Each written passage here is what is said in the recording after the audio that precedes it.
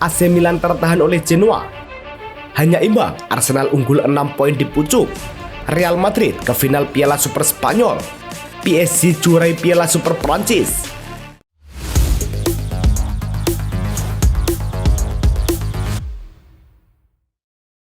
Halo Soccer Mania, kembali lagi di Blessing Soccer News. Kali ini kami sudah siapkan berita-berita terbaru seputar dunia sepak bola. Tentunya untuk kalian semua, selamat menyaksikan. Al-Nassr menjamu Al-Qadssiyah pada matchday ke-13 Liga Arab Saudi di Stadion Al-Awal Park. Al-Qadssiyah membuka keunggulan pada menit ke-51 melalui Julian Quinones. Tim tamu menambah keunggulan di menit ke-66. Nathan Nandes membuat skor menjadi 2-0. Al-Nassr memperkecil ketertinggalan pada menit ke-79 lewat penalti Cristiano Ronaldo. Skor 2-1 bertahan hingga laga usai. Hasil ini membuat Al-Nassr tetap di peringkat kedua klasemen dengan 31 poin. Sementara Al-Qadssiyah naik ke posisi 4 dengan koleksi 27 poin. Cristiano Ronaldo kembali menorehkan catatan individu meski Al-Nassr kalah 1-2 dari Al-Qadssiyah pada pekan ke-14 Liga Pro Arab Saudi. Ronaldo mencetak gol melalui titik penalti yang menjadi satu-satunya gol tuan rumah. Penalti tersebut merupakan yang ke-180 sepanjang karir Ronaldo dari total 215 percobaan atau sekitar 18,8% dari keseluruhan golnya. Secara keseluruhan, penyerang berusia 40 tahun itu telah mengoleksi 958 gol pada musim ini. Ronaldo mencatat 14 gol dan 2 assist dari 15 laga bersama Al-Nassr. Cremonese versus Cagliari pada lanjutan Serie A berlangsung di Stadio Giovanni Zini. Tuan rumah langsung unggul cepat saat laga baru berjalan 4 menit lewat Dennis Johnson. Cremonese mengadakan keunggulan pada menit ke-21. Jamie Vardy yang mencetak gol. Cagliari memperkecil ketertinggalan di menit ke-51. Michael Adopo yang mencetak gol. Tekanan Cagliari berbuah gol penyeimbang pada menit ke-88. Yael Trepi mengubah skor menjadi 2-2. Hasil imbang ini membuat Cremonese berada di peringkat ke-13 klasemen sementara Serie A dengan 22 poin. Cagliari menempel di posisi ke-14 dengan koleksi 19 poin.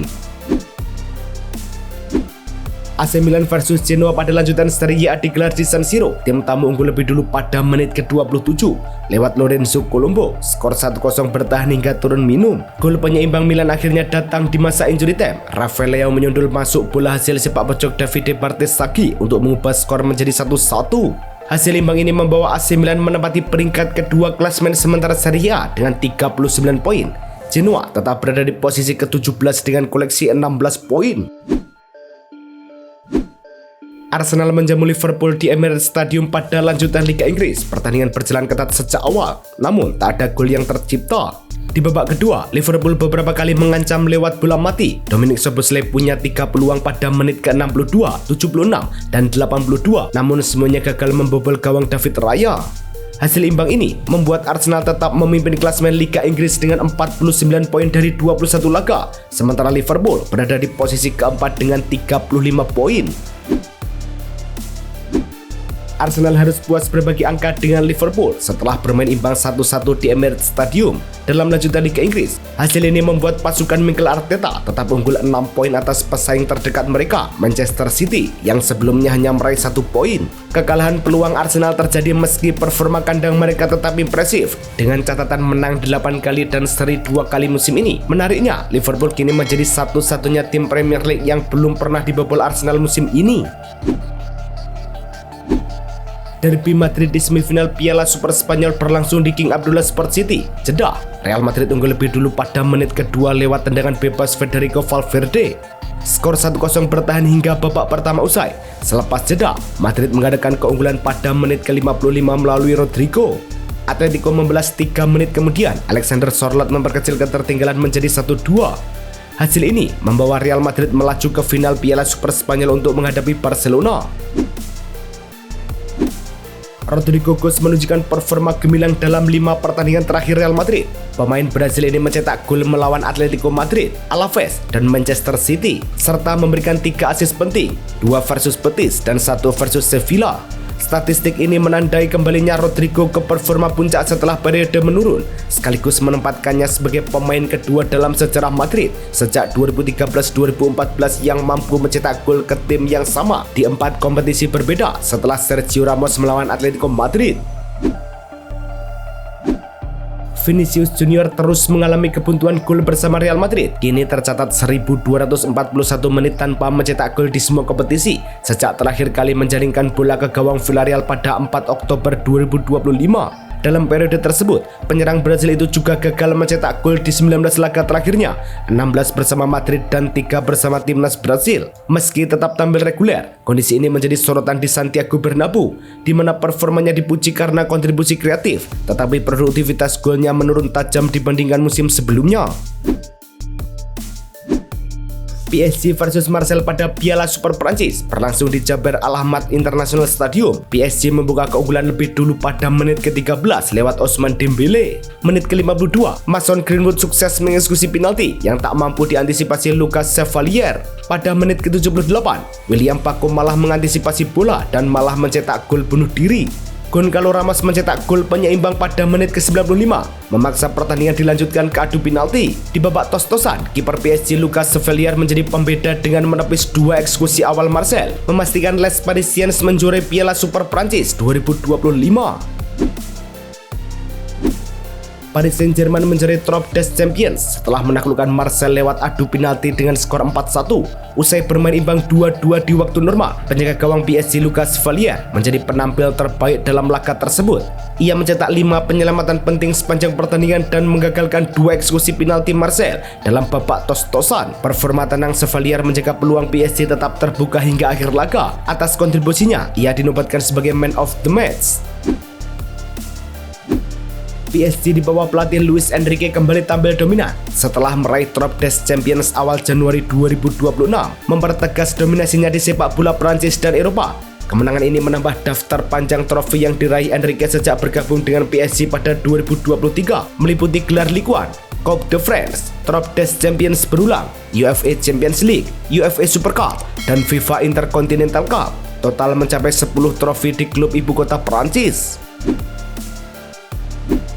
Fenerbahce telah mengonfirmasi perekrutan gelandang asal Prancis Matteo Guendouzi dari klub Serie A Lazio pada jendela transfer Januari ini. Kesepakatan dicapai dengan biaya sekitar 28 juta euro ditambah 2 juta euro add-on, dan Guendouzi menandatangani kontrak jangka panjang hingga 2030. Gelandang berusia 26 tahun itu sebelumnya menjadi bagian penting lini tengah Lazio sejak bergabung pada 2023. Dengan pengalaman bermain di Arsenal, Marseille, dan Lazio, Guendouzi dipandang sebagai penguat lini tengah utama bagi Fenerbahce musim ini.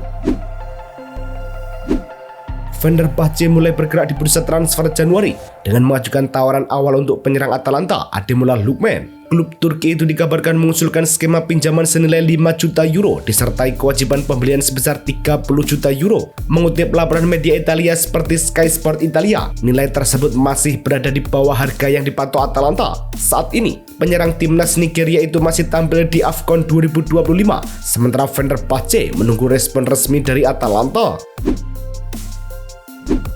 Galatasaray dilaporkan memasukkan nama Tunkup Miners dalam daftar target transfer mereka. Harian Turki Fanatik menyebut klub asal Istanbul itu ingin memperkuat skuad dengan 3 hingga 4 pemain level atas, termasuk gelandang Juventus tersebut. Kup Miners direkrut Juventus dengan nilai sekitar 51,5 juta euro plus bonus dan dikontrak 5 tahun. Dengan nilai buku sang pemain kini berada di kisaran 41 juta euro. Artinya, Juventus hanya akan mempertimbangkan penjualan di atas angka tersebut agar terhindar dari kerugian finansial. Penyerang Bayern Munchen Harry Kane dinobatkan sebagai pemain terbaik Bundesliga untuk periode Desember. Penghargaan ini menjadi yang kedua bagi Kane musim ini setelah sebelumnya meraihnya pada September. Dalam pemungutan suara, penyerang asal Inggris itu mengungguli rekan setimnya Michael Olise dan Josip Stanisic serta Christoph Baumgartner, Yan Diomande, dan Patrick Wimmer pada Desember. Kane mencetak 5 gol dari 3 laga liga, termasuk hat-trick sebagai pemain pengganti saat Bayern menang 5-0 atas Stuttgart. Adam Mudryk resmi memperpanjang masa baktinya bersama SS Lazio dengan kontrak baru yang berlaku hingga 30 Juni 2028 dengan opsi perpanjangan 1 tahun sampai 2029. Keputusan ini menegaskan komitmen bek sayap asal Montenegro itu untuk tetap bermain di ibu kota Italia. Musim ini, Mudryk masih menjadi pilihan reguler di skuad Lazio dan telah mencatatkan lebih dari 330 penampilan bersama klub. Langkah ini juga mencerminkan kepercayaan klub terhadap pengalaman dan kontribusinya di lini pertahanan. Lazio resmi mengumumkan penandatanganan Petar Radkov, striker 22 tahun asal Serbia dari klub Austria Red Bull Salzburg dalam kesepakatan sekitar 13 juta euro setelah pemain tersebut menyetujui kontrak jangka panjang dan lulus tes medis dengan klub Serie A tersebut. Radkov yang musim ini mencatatkan angka gol dan assist mengesankan di Liga Austria diharapkan menjadi bagian penting di lini serang Lazio di paruh musim kedua Serie A. Fans menantikan debutnya di Santiago Olimpico di bawah arahan pelatih Maurizio Sarri. AS Roma dikabarkan semakin dekat mencapai kesepakatan pribadi dengan Giacomo Raspadori untuk kepindahan pada bursa transfer Januari. Jurnalis Italia Matteo Moretto melaporkan, Roma sebelumnya telah mencapai kata sepakat dengan Atletico Madrid terkait skema transfer sang penyerang. Kini, Giallorossi hanya menunggu persetujuan akhir dari Raspadori. Pemain berusia 25 tahun itu kesulitan mendapat peran reguler di bawah asuhan Diego Simeone. Roma disebut akan membayar biaya peminjaman 1,5 juta euro dengan opsi pembelian hingga 23 juta euro.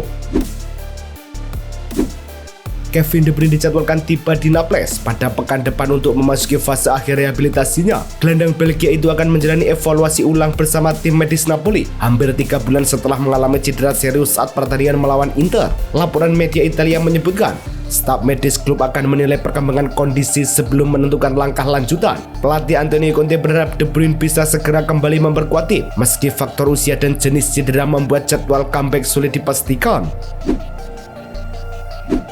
Girona terus melangkah maju dalam pembicaraan untuk meminjam kiper Barcelona Marc-Andre ter Stegen pada bursa transfer Januari hingga akhir musim.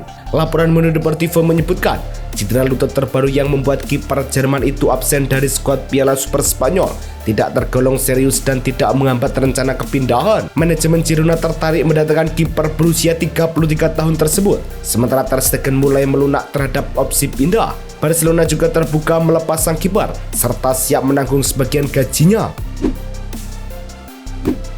Barcelona dilaporkan masih belum memenuhi aturan finansial fair play 1:1 La Liga.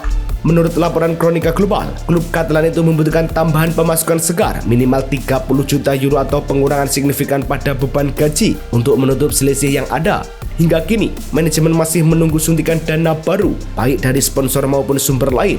Situasi ini membuat Barcelona belum bisa mendaftarkan pemain secara normal dan harus mengompensasi gaji Andreas Christensen demi mendaftarkan Joao Cancelo.